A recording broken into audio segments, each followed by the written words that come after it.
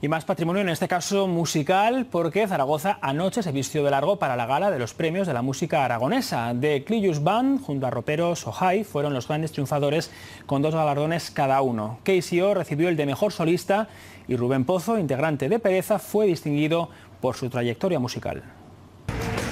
La música aragonesa brilló con luz propia en la que es su noche. En la 19ª edición de los premios a la música aragonesa no hubo grandes vencedores.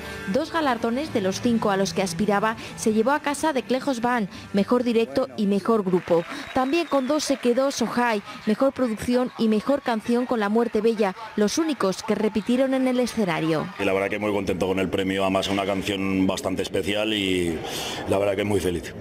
Noche también de reivindicaciones. No faltaron alegatos a la libertad de expresión. Dedicárselos a mi familia y sobre todo a Valtonyc y a Pablo Hasél, porque en estos momentos la libertad de expresión está gravemente dañada.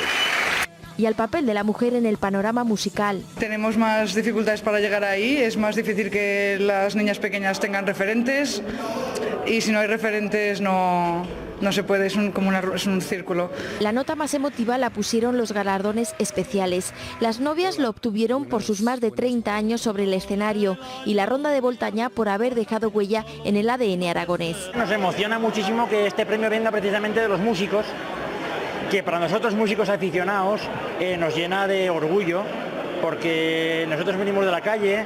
El premio al mejor solista recayó por segundo año consecutivo en KCO y al mejor álbum en Bunbury. Sin duda, una noche donde la música aragonesa sonó más fuerte que nunca.